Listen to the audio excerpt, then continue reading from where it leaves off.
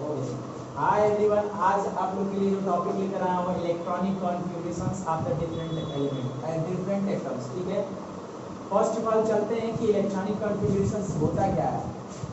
मान लो कोई एटम है, तो एटम्स का मान लो एटॉमिक नंबर 16 है। 16 का मतलब कि इसके अंदर 60 इलेक्ट्रॉन है, और हम जानते हैं कि एटम्स के अंदर डिफरेंट टाइप के सब ऑर्बिटल्स होते हैं, जैसे एस, पी और डी और एफ। तो इस सारे ऑर्बिटल्स में इलेक्ट्रॉन को डिस्ट्रीब्यूट करना, उसी को बोलते हैं electronic configurations. Means the distribution of electron in the different orbital of an atoms.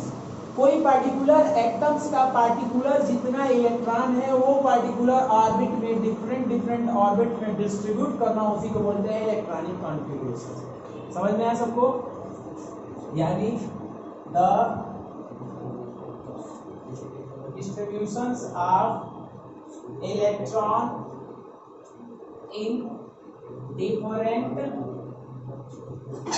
सब ऑर्बिटल और orbital of an atom is known as electronic configuration.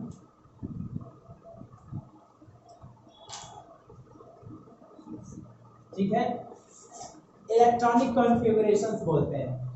अब हमें पता है कि एक ये बॉक्स होता है।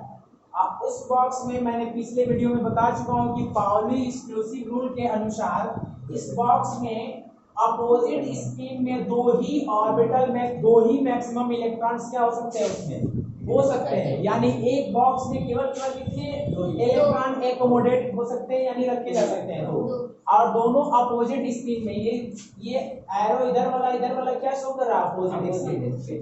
ठीक है, ये मेरी बात समझ में आ रही है? अब इसका कौन सा क्या डिनोट करता है, जैसे मान लो आपको फॉर एग्जांपल यहाँ पर 3p दिया गया, यहाँ पर 2 इलेक्ट्रॉन दिया गया, यानी ये 3 क्या डिनोट कर रहा है? एनर्जी लेवल को। एनर्जी लेवल ये किसको डिनोट कर रहा है? इलेक्ट्रॉन के नंबर को। ये किसको डिनोट कर रहा है? सब ऑर्बिटल या पी ऑर्बिटल को। समझ में आ रहा है? और एक्स अगर लिख दो तो यानी ये 3 बॉक्स होता है पी वाला, ऐसे ये पी एक्स बोला जाता है, पी वाई पी जेड। तब पी एक्स में 2 इलेक्ट्रॉन है। समझ में आ रहा है? अगर ऐसे कह दो, समझ में आ रहा है कि नहीं? तो ये था आपको इस वीडियो में इलेक्ट्रॉनिक कॉन्फ़िगरेशंस के बारे में। नेक्स्ट वीडियो में मिलेंगे ऐसे ही एक छोटे मोटे टॉपिक के साथ। Thank you so much. तो ये वीडियो में मैं आप लोग के लिए लेकर आया हूँ जिसका नाम है आवर प्रिंसिपल। ये बताते हैं कि किस ऑर्बिटल्स में नंबर ऑफ इलेक्ट्रॉन पहले जाएंगे। ठीक है, तो चलो उसके बारे में पढ़ते हैं। अकॉर्डिंग टू दिस प्रिंसिपल ये बोले हैं कि अगर ग्राउंडेड स्टेट में, माने नॉर्मल स्टेट में कोई एटम है, तो एटम के पास तो एक एलिमेंट होंगे नहीं, एक एक्सेप्शनल हाइड्रोजन है, और सारे सब्स्टिट्यूएंट एटम लोगे तो उसके पास तो एक से कई सारे एलिमेंट एटम होते हैं। सॉरी, मैंने मान लिया सोडियम हो गया 11। ठीक है, यानी 11 एलिमेंट। तो ये इलेक्ट्रॉन किस पहले कौन सी ऑर्बिट में जाएंगे? मान लो डिफरेंट ये ऑर्बिट होते हैं, तो इलेक्ट्रॉन पहले वो वाले एनर्जी लेवल में जाएंगे या वो वाले ऑर्बिट में जाएंगे जिसकी एनर्जी लेवल सबसे कम होगी। उसके बाद से धीरे धीरे इंक्रीजिंग ऑर्डर में इलेक्ट्रॉन डिस्ट्रीब्यूट होते जाएंगे। ये इनका प्रिंसिपल है। According to the above principles, in the grounded states of the atom, the electron are first enter in a lowest energy levels. Then the subsequent electrons are distributed in the, according to the increasing order of the energy level of orbitals. नहीं समझ में आया तो फिर से समझिए। मैं कह रहा हूँ कि according to this principles electron, मान लीजिए कई सारे इलेक्ट्रॉन है, तो पहले इलेक्ट्रॉन ग्राउंडेड स्टेट की बात कर रहा हूँ, नॉट इन एक्साइटेड स्टेट्स। इन्होंने बताया था कि ग्राउंडेड नॉर्मल अवस्था में, क्योंकि एक्साइटेड स्टेट होगा तो वो अपना ऑर्बिटल छोड़कर आगे भी जा सकता है एक्चुअल ऑर्बिटल्स, क्योंकि उसके पास एनर्जी ज्यादा आ जाएगी। एनर्जी ज्यादा आ जाएगी तो वो अपने के थोड़े नहीं रहेगा, वो नॉर्मल स्टेट से हायर स्टेट में चला जाएगा, एक्साइटेड स्टेट में। समझ में आ रहा है मेरी बात? यानी अगर ग्राउंडेड स्टेट में देखा जाए कि कैसे इलेक्ट्रॉन का ऑर्बिट में डिस्ट्रीब्यूशन होगा, तो इनके प्रिंसिपल के अनुसार मान लो यहाँ पर 3p है और यहाँ पर मान लो 3s है, ये 11 इलेक्ट्रॉन है, तो पहले ये 3s का एनर्जी लोएस्ट होता है, उसके बाद इसमें जाएगा इलेक्ट्रॉन। ये नहीं कि पहले इसमें चला जाएगा उसके बाद इसमें, यानी इसमें इलेक्ट्रॉन 2 चला गया, बचा कितना 2 जाएगा तो 9 बचा, तो पहले 1 1 सब में डिस्ट्रीब्यूट कर दो, बाकी ये चला जाएगा 3 में 4 हुआ, एक 5 5 तो 7 हुआ, एक और 8 और आला बाकी डी ऑर्बिटल में चला जाएगा। ठीक, डी ऑर्बिटल के 5 होते हैं ना, तो 5 वाले में से एक चला जाएगा। कहने का मतलब मेरी बात समझ में आई? नहीं आई? ऐसे कैसे इतनी आसानी से आ जाएगी? अगर मान लो 27 है, अब मान लो तुमको भरना है, कैसे भरोगे? पहले ये बात बताओ, मैंने कहा कि पहले 1 ही 1 सब में भर लो, मैंने ऐसे किया था, क्यों किया था कोई बता सकता है? अब मैंने ये पहले 1 कर दिया 1 कर दिया 1 कर दिया, नहीं क्यों नहीं ऐसे भरते चला 1 2 1 2 पहले सब में एक भर दो, एक भरने के बाद अगर बच रहा है तो फिर इनकी पेयरिंग करना स्टार्ट करो। मेरी बात नहीं समझ में आ रही है ना? ऐसे सारे एग्जांपल कराऊंगा जब इलेक्ट्रॉनिक कॉन्फ़िगरेशंस की, तो सारे उसमें क्लियर हो जाएंगे। बोलना और करने में सारे डिफरेंस क्लियर हो जाते हैं, बोलने से नहीं क्लियर होता है, तो जब मैं इसका इलेक्ट्रॉनिक कॉन्फ़िगरेशन डिफरेंट एलिमेंट्स का कराऊंगा तो उसमें समझ में आ जाएगा। ठीक है, यानी पहले सारे बॉक्स में एक भर दो, उसके बाद बच रहा है तो सारे में डबल पेयरिंग करो, लेकिन पहले अनपेयरिंग करो सब में, कोई बॉक्स खाली नहीं रहना चाहिए। अगर हो रहा उसमें जितना ज्यादा से ज्यादा इलेक्ट्रॉन है, पहले सारे में एक रोटी दे दो, बाद में जो रोटी बच रही है उसमें डबल डबल बांट दो। ये नहीं कि एक आदमी को पूरा खिला दिए, एक आदमी बिना खाए रह गया। ये तीनों भाई है ना, तीनों एकदम जोड़ुआ भाई ट्विंस नहीं है, माने ये तीनों एक साथ रहते हैं हमेशा, कोई नहीं कि इसमें 2 रख दो, इसमें 2 रख दो, इसमें 1 रख दो, इन दोनों में 2 रख दो, नहीं। अगर आपके पास इलेक्ट्रॉन ज्यादा है तो इन चारों को पेयर करो। समझ में आया मेरी बात? नहीं आ रही है ना? कराएंगे तो समझ में आएगा। ठीक है, आगे चले। और एक और साइंटिस्ट है, उन्होंने क्या बोला कि ऑर्बिटल मान लो सेम है, क्या एनर्जी लेवल 3s है और 3p है, तो पहले किस में भरोगे? According to n plus n it increases, जिसका लोएस्ट n प्लस n होगा वो पहले भरा जाएगा कंपेयर टू दूसरे वाला का हाई। मेरी बात समझ में नहीं आ रही होगी?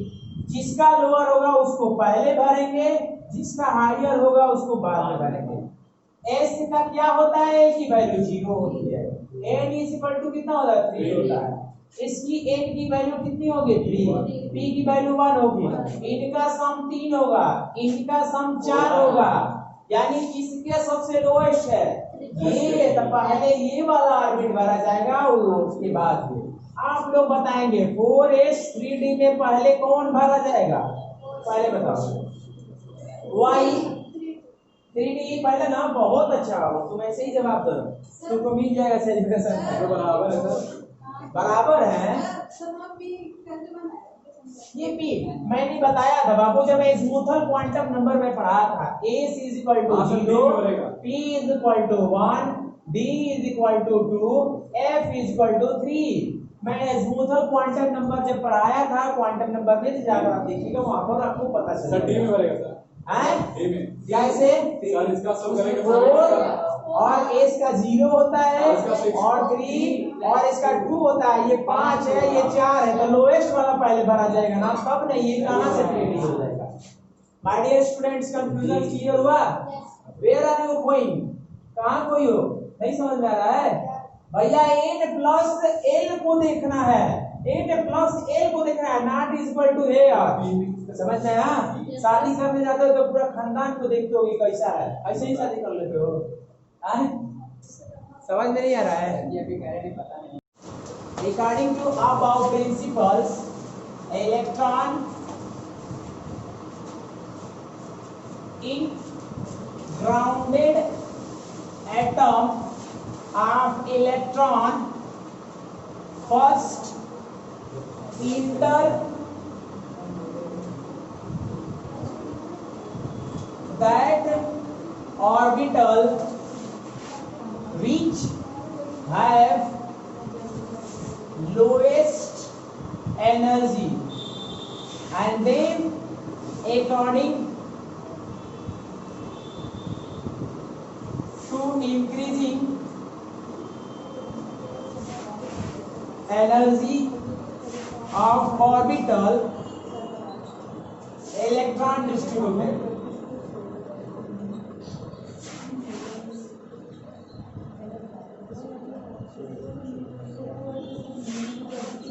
This is the above principles. According to the above principles, the grounded state of atom of electron first enter to that orbital which have lowest energy, and then the remaining electron are distributed according to the increasing order of the orbital. उससे बड़ा वाला में जो extra हो गया है वो जाएगा, उससे बड़ा वाला में वो जाएगा। ठीक है?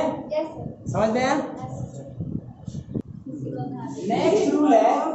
नेक्स्ट रूल है अगर मान लो कोई सिचुएशन ऐसा होगा जिसमें ये दोनों बराबर होंगे, तब क्या हालात होंगे? जैसे 2s और 3p हो गया, अब क्या होगा? नहीं तो जो पहला ब्लॉक पड़ेगा dt मतलब क्या होता है?